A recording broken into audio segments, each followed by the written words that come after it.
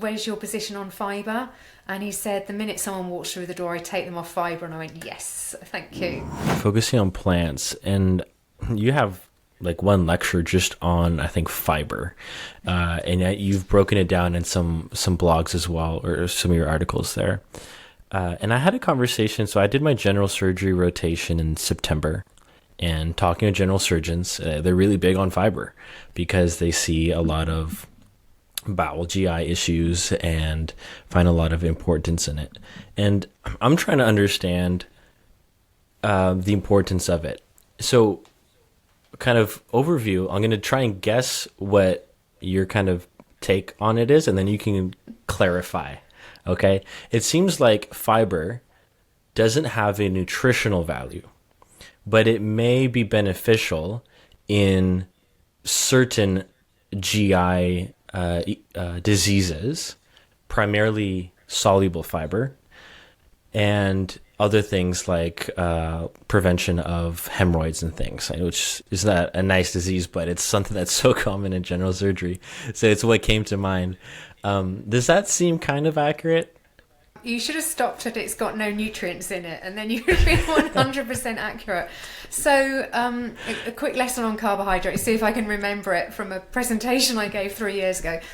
So carbohydrates 101, you've got your monosaccharides, mono meaning one, saccharide meaning sugar. So all carbohydrates are essentially sugar. So your monosaccharides are glucose, fructose and galactose, your single sugars. Then you've got your disaccharides. So let's just take one that people are familiar with. So sucrose is a disaccharide, and sucrose is one molecule of glucose and one molecule of fructose. So those single sugars get sort of formed together. So I think lactose disaccharide is one molecule of galactose and one molecule of glucose. You then come up to many sugars, polysaccharides, and you have digestible polysaccharides and you have indigestible polysaccharides. Fibre is an indigestible polysaccharide. So it is many sugars that we can't digest. Now, does that sound good to you? There you go, brilliant.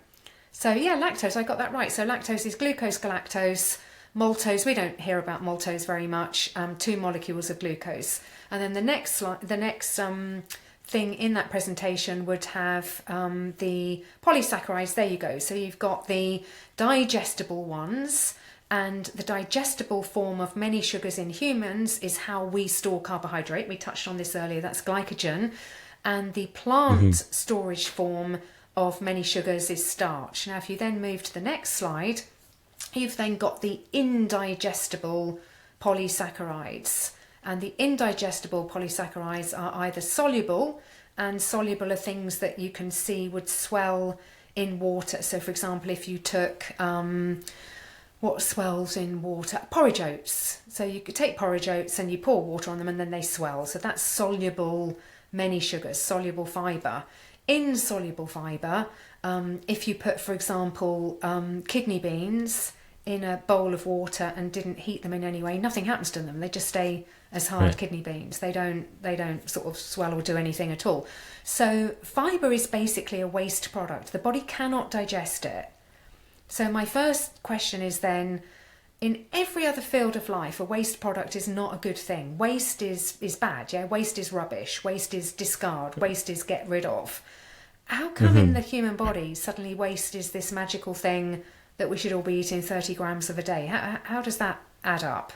If you look at the whole of that presentation, you'll realise that a lot of this came from John Harvey Kellogg, Sylvester Graham, so the original cereal manufacturers back in the late 1800s, and of course those guys were setting up massive cereal companies. So it's in there, Sylvester Graham, there you go, John Harvey Kellogg, 1852, 1943.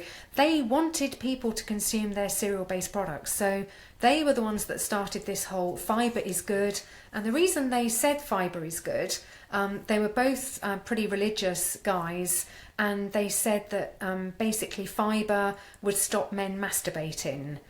So it would stop sexual urges in men, and that's why they said that fibre was a good thing. So, you know, you've probably got some young male followers at the moment who now should be ditching the fibre, because if it's going to affect your libido, if they were right, and I don't know if they were right, then who needs the fibre? But it's a waste product that the body can't digest it. So how is it good for us?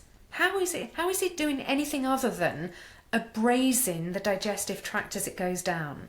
Now, I would put it to those gastroenterologists, maybe the fact that you're seeing so many people with bowel disease and bowel cancer and hemorrhoids and all the rest of it is because people are trying to eat this 30 grams of stuff that they can't even digest.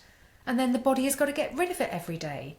So there's a great study, and I don't know if it's in that presentation. I only had half an hour in that one at Low Carb Denver. I did another version in London that year, and I did get onto this study at the end. And there's a great study that was done over in the Far East. It would be at about, it would be after sort of 20 minutes if I did get to it, but I think it's in the London one. And of course, there's no RCT evidence whatsoever that fibre is good for us.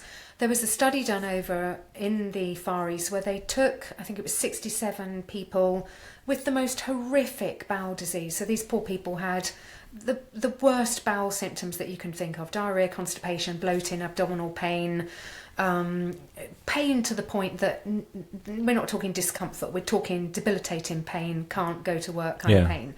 And the study was, we're going to take you off all fibre, and we've done the questionnaire so we know the level of your symptoms, and we're going to take you off all fibre, and then we're going to ask you to rate your symptoms again.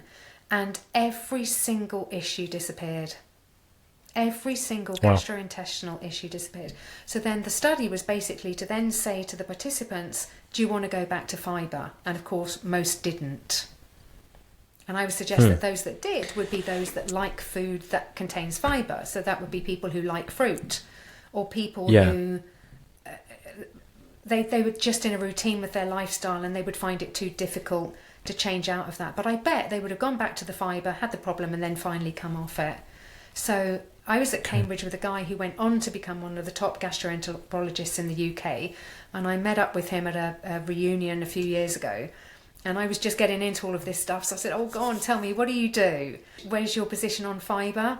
And he said, the minute someone walks through the door, I take them off fibre. And I went, yes, thank you.